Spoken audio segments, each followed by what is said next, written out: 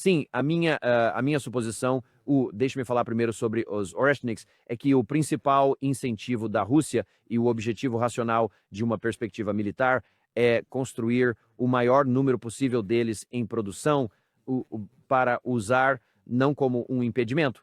Eles não vão fornecer um impedimento. Não há absolutamente nada que a Rússia possua ou possa vir a ter que seja capaz de deter o Ocidente, porque eles já têm armas nucleares táticas e também armas nucleares estratégicas. Bem, sabe, uma marinha, uma força aérea, grandes forças terrestres, nada disso nos dissuadiu. Então, adicionar mais uma categoria de mísseis, além dos vários que já tem, como os Kingshouse e outros hipersônicos, etc., as bombas planadoras, as agora mais capazes bombas planadoras, tudo isso, nada disso nos dissuadiu. Então, isto também não o fará, não há dúvida alguma. Então, os russos iriam querer garantir que têm o suficiente para realmente usar, se precisarem, e o que eu suspeito que farão é continuar a ir devagar, porque eu acho que eles querem continuar a acumular até uma quantidade desconhecida e um estoque de todas essas categorias de mísseis que acabei de mencionar.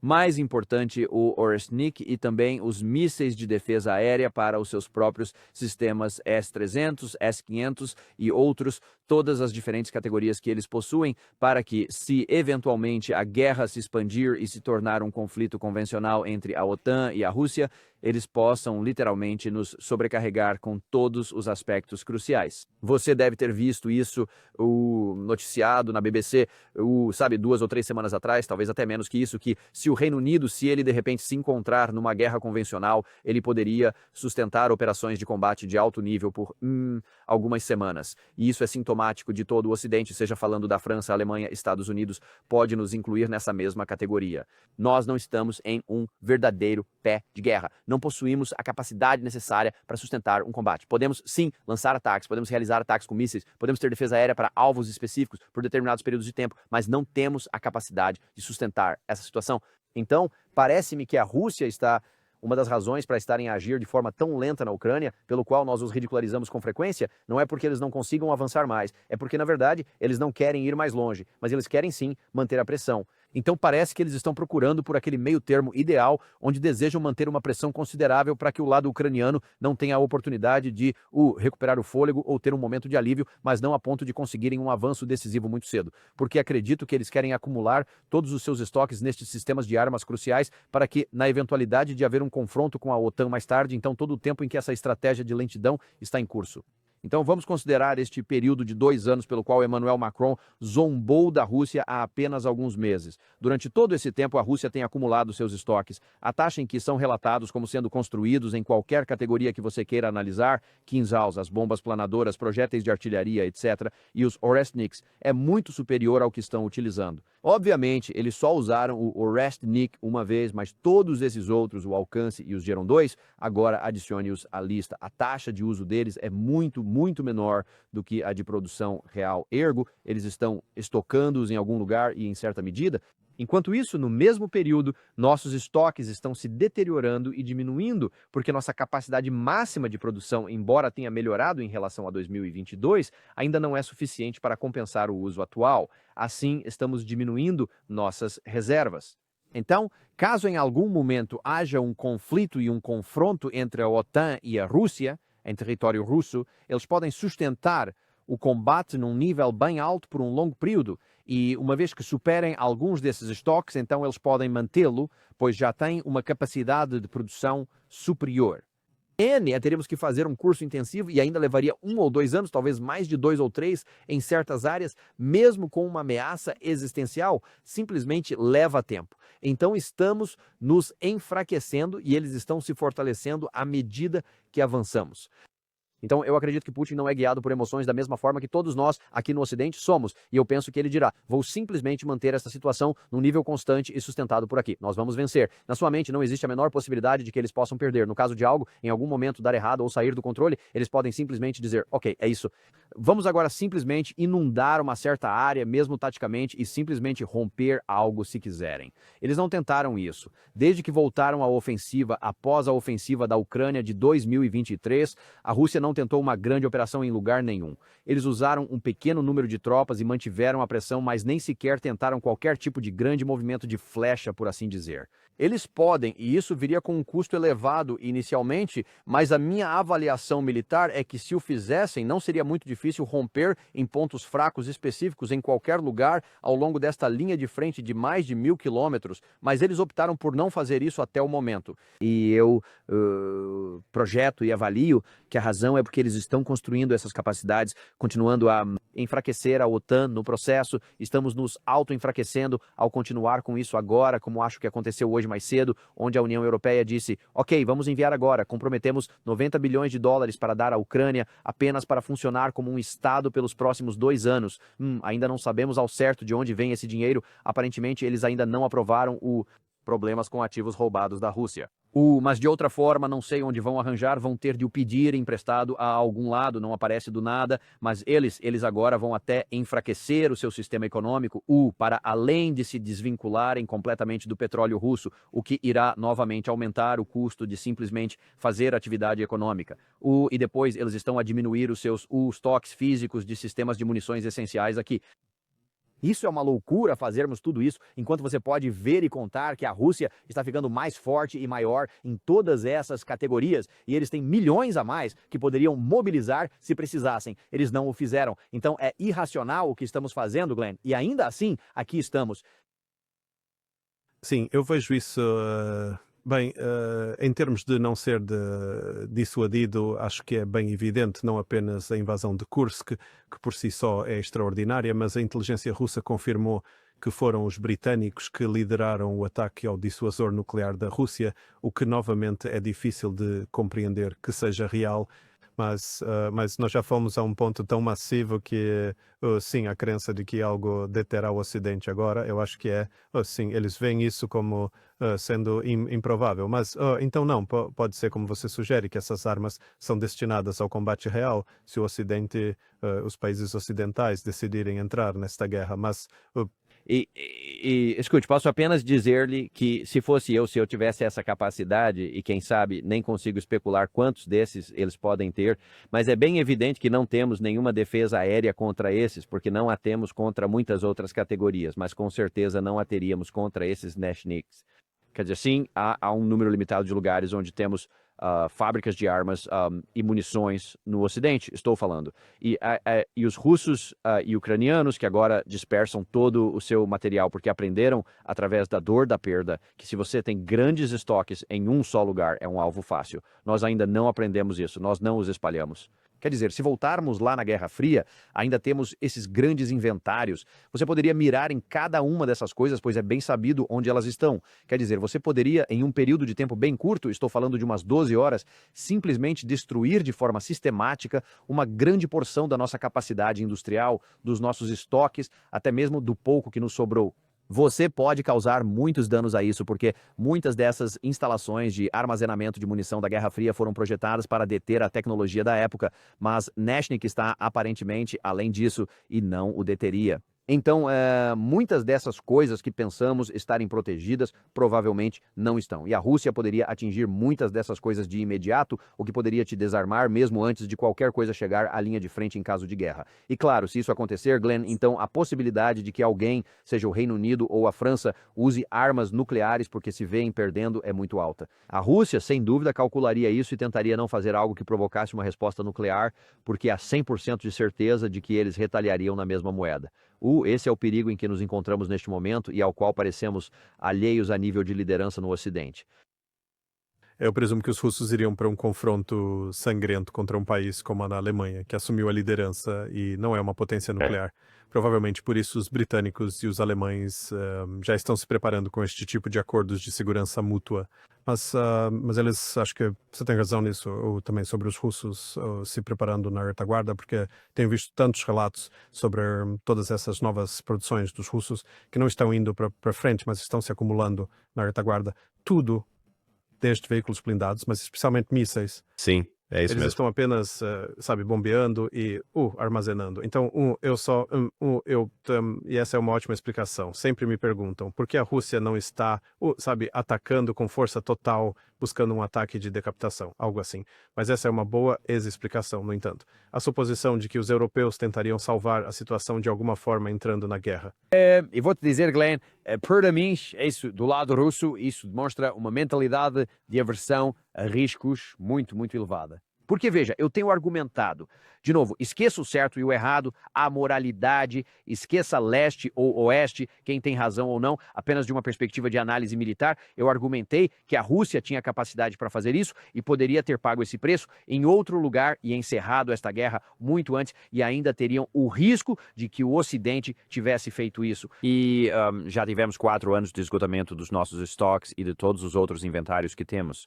Estou a pensar que eles têm muito mais a ganhar ao levar o conflito na Ucrânia a uma conclusão militar mais rápida, mas não o fizeram, escolheram não o fazer porque são avessos ao risco, na minha opinião, mas são avessos ao risco enquanto constroem mais capacidade para que, caso aconteça mais tarde, tenham muito menos preocupações do que nós teríamos do nosso lado. Então, tudo depende do que a pessoa quer fazer, mas pelo lado positivo, isso mostra que a Rússia ainda é avessa ao risco. Embora eles tenham uma vantagem de poder, eles ainda não a usaram como nós provavelmente teríamos feito em circunstâncias semelhantes. E isso nos dá a esperança de que possamos chegar a algum tipo de acordo negociado, que mesmo a esta hora tardia, o lado russo ainda esteja disposto, de uma posição de força a ter um acordo negociado que seja feio e desagradável, mas não catastrófico para o nosso lado, se apenas permitirmos que aconteça. Eu acho que para o nosso lado, o principal objetivo, suponho, teria sido apenas para que os ucranianos e russos se sangrassem até a exaustão. E então, perto do fim, o Ocidente poderia, de certa forma, impor-se e intervir de alguma maneira e simplesmente acabar com isso. Muito consistente com a estratégia de equilíbrio offshore. Mas o que vemos agora é bem diferente, no entanto, né? Os europeus se esgotaram militarmente, economicamente e também politicamente, como vemos com esses governos impopulares, e também os Estados Unidos se retirando, se distanciando. Enquanto isso, os russos estão agora a montar este poderoso arsenal que é muito claramente destinado à Europa se entrarem em guerra com a Rússia. Então parece que os russos querem deixar claro que se entrarem vamos contra-atacar com tudo, vamos garantir que, sabem, teremos mísseis poderosos. Não será uma guerrinha nas trincheiras onde se vira o jogo a favor da Ucrânia. Sim, bem, ouça, o Putin disse exatamente isso. O quê? Há 12 dias, a mesma coisa exata que você acabou de dizer. Ele disse, não queremos ir para uma guerra, mas se vocês começarem uma, nós vamos lutar e podemos fazer isso hoje. E então ele especificou, toda esta operação militar especial é como, ele diz, é como cirúrgica. Estamos dando pequenos passos aqui, mas numa guerra grande não nos conteríamos dessa forma. Há muito mais coisas que poderíamos fazer. Então ele quantificou exatamente o que você acabou de mencionar. Bem, deixe-me só abordar o que você mencionou sobre Odessa, porque essa é a provável região a ser punida pelo que foi feito, os ataques aos navios civis russos. Obviamente, Odessa seria a principal cidade marítima ou cidade costeira da Ucrânia no Mar Negro. E do ponto de vista estratégico, até que faz sentido retaliar contra o Odessa, ou seja, os seus portos. Mas temos visto agora, nas últimas semanas, pontes, comboios, centros logísticos, portos, locais industriais, instalações de energia, tudo isso sendo explodido em Odessa, especialmente. Mas não é. Mas em termos de uma possível solução de longo prazo para os russos, se eles perceberem que os europeus não vão aceitar o novo status quo, que nós vamos lutar em um outro dia, faria todo o sentido para a Rússia considerar de forma séria a conquista da cidade de Odessa. Você acha que estamos a caminhar nessa direção? Não, sem dúvida. Não tenho a menor dúvida. Quer dizer, tenho visto muitos comentários russos sobre código aberto da mídia deles. Mesmo a mídia controlada pelo governo, definitivamente no Telegram e em vários outros lugares onde há muita raiva sobre o ataque a a chamada frota sombra, os petroleiros civis. Eles estão dizendo, ok, vocês querem jogar assim? Então vamos parar e definitivamente tomaremos Odessa agora. As pessoas têm falado do lado russo sobre tomar Odessa há muito tempo, incluindo Kharkiv no norte, etc. Se o acordo para ficar apenas com os 4 oblasts não for aceito, eles dizem que provavelmente irão avançar para tomar mais 4 adicionais a esses, o que incluiria tanto Odessa quanto Kharkiv lá no norte. Então, isso já existia, e quando se vê em contínuas provocações e cutucadas como estas, mas agora escalando e avançando para atacar literal e fisicamente embarcações civis desta frota aqui, algo que não havia sido feito até este momento. Então, Porque, quando estamos a tentar pôr fim a esta guerra, estamos a tentar encontrar, mesmo sob a sua definição, no Ocidente de Keir Starmer, sabe, uma paz justa e duradoura e tudo isso, vão agora acelerar e expandir o nosso lado para um novo domínio de combate, quando sabem que a probabilidade é que isso vai colocar Odessa de novo na mira. E, como você acabou de dizer, mesmo nas últimas 12 horas de madrugada, eu vi, pouco antes de vir ao seu programa, mais 3 pontes na região foram atingidas com drones e outros alvos. Então, do ponto de vista militar, parece que a Rússia está se preparando para causar problemas e dificuldades para o lado da Ucrânia mover tropas e suprimentos, etc., na retaguarda deles, para que, caso começassem algo na frente, isso complicaria a capacidade de concentrar forças e suprimentos, etc., ao longo da nova linha de contato, potencialmente, se estivessem indo para lá. Não sei se o farão, pois já atingiram alvos antes sem esse resultado, mas isso está, no entanto, a acontecer e é uma das possibilidades para o que farão. E quem sabe se é disso que Vladimir Putin está a falar. Ele disse, num período de perguntas e respostas de fim de ano, hoje, que coisas maiores estavam para vir antes do final do ano. Ele não disse o que era, mas fica a dúvida. Será que é o que ele fará até o fim do ano? Faltam apenas dias, então não precisamos esperar muito, eu acho. Bem, isso parece coincidir muito bem com os Oreshks assumindo um papel de combate antes do ano novo também. Porque, como eu estava dizendo, os britânicos e os franceses, eles obviamente querem Odessa, não o próximo, mas eles querem que entre na OTAN ou em algum tipo de arranjo de segurança. Quer dizer, esta cidade portuária aquilo deveria estar sob controle francês e o britânico. Então, eu acho que assim que eles virem a Rússia a mover-se em direção a Odessa, então, sim, o pânico vai instalar-se e eles podem fazer algo tolo. Então, se eu fosse aconselhando o Kremlin, eu sugeriria que tivessem os Oreshks prontos para o combate antes de marchar sobre Odessa, porque em qualquer nível, a qualquer momento, se a Ucrânia estiver a colapsar, é quando os europeus podem fazer algo louco.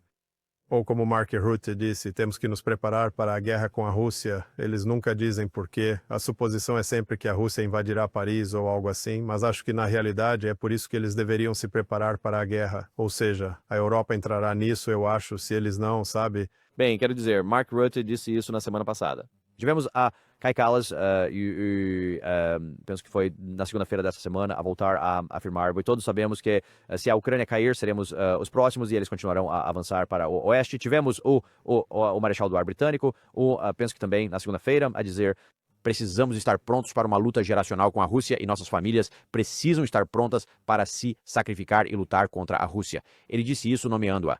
E claro, você sabe que o general alemão de alta patente há poucos meses disse que temos que nos preparar para a guerra com a Rússia. O francês disse o mesmo. Estão-me dizendo que todos esses oficiais continuam a dizer isso. E ouça, um dos grandes problemas, Glenn, que temos no Ocidente é que nunca queremos que haja consequências para as nossas palavras ou ações. Queremos ser livres para dizer e fazer o que quisermos e que não tenha consequências, mas há consequências. E quando se tem todos esses altos funcionários em toda a aliança ocidental a usar palavras tão fortes de provocação e de guerra contra a Rússia, sem sequer serem discretos de forma direta, isso vai ter uma consequência. Especialmente quando se vê os alemães agora a mover a brigada de combate para os Bálticos e assim por diante, e a falarem possivelmente fazer mais.